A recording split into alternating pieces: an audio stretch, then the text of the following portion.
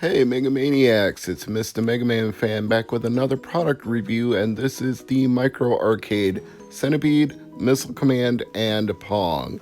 Now I picked this up over the holidays because it was on clearance through the Stone Age Gamer website, and I thought at the price it would be worth trying out because who wouldn't want 3 fully functional arcade games small enough to slip in your pocket, or conceivably at this size slip into your wallet, because these look like the same devices that have Arduboy on them, and you can slip those in your wallet because they're so thin.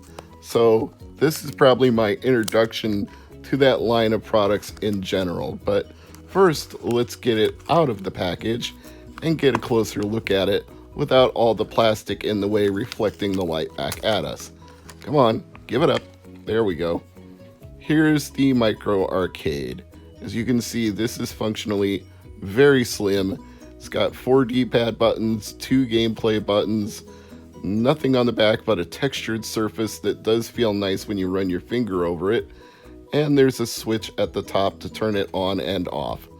It also comes with a charge cable, but this might be the shortest charging cable I've ever seen, and believe it or not, it's got a proprietary end on it, so you can't just use a USB-C charge cable. You might think, well, I don't need something that short, I can swap it out for something else, but it only fits with the port on the Micro Arcade and vice versa.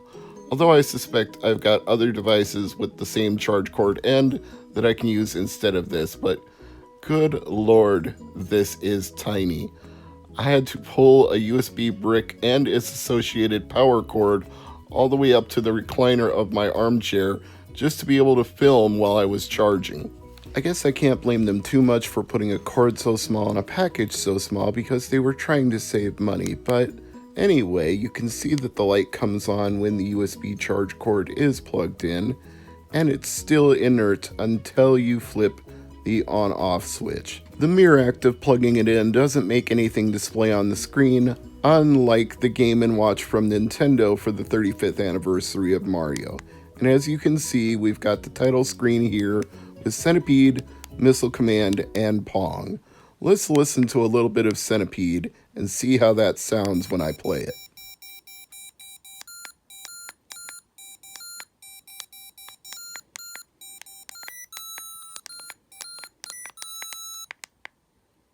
Folks, I'm not going to lie to you, that sounds pretty terrible.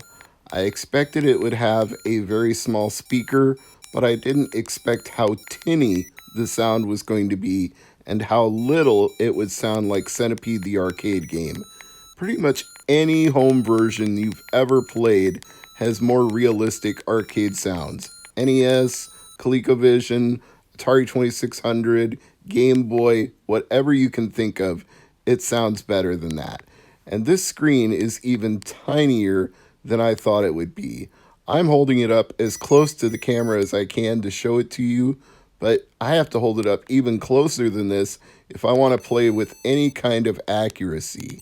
And with Missile Command, that's really hard to do with the light of the camera reflecting off of this plastic acrylic screen. So I'm going to turn off the camera for just a second, and now you can actually see the screen, and so can I, but it's still incredibly hard to control on this very tiny screen.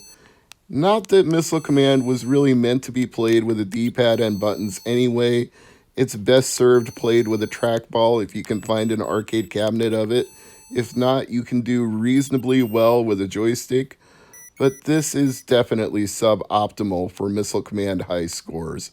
So I think I'm getting an opinion of this device that's suggesting to me why it might have ended up in the bargain bin at Stone Age Gamer. Now, don't get me wrong about that. I'm not saying this isn't a little device you could stick in your pocket and pull up for fun while you're waiting in line somewhere, standing 6 feet apart at, say, the grocery store or the post office, but I wouldn't call it a good way to play these games hardcore. In fact, I would suggest that a Game Boy Advance Micro with a EverDrive in it would be much preferable as a way to play these games. I had to really, really get the screen close to the camera just to be able to enter my initials for the high score. That's how small it is.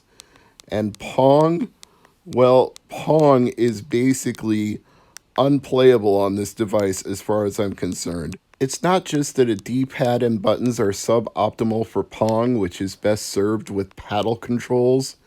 It's that it moves at such a speed on such a tiny screen that good luck trying to even hit the ball to return it to your computer opponent, let alone the fact that the real joy of playing Pong has always been to play against a human opponent, so I can't imagine any way that you could play this head-to-head with anybody. There's certainly not a second set of controls. I don't think you can link two of these things together, and even if you could, I don't think that would be a very enjoyable way to play Pong as a whole.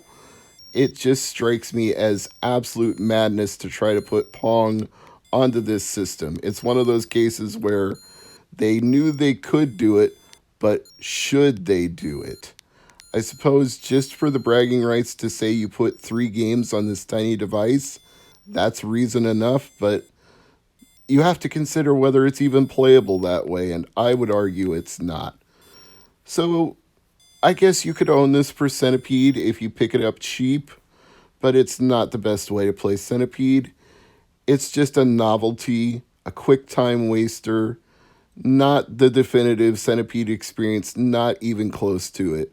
As for Missile Command, not very playable, and as for Pong, just forget about it.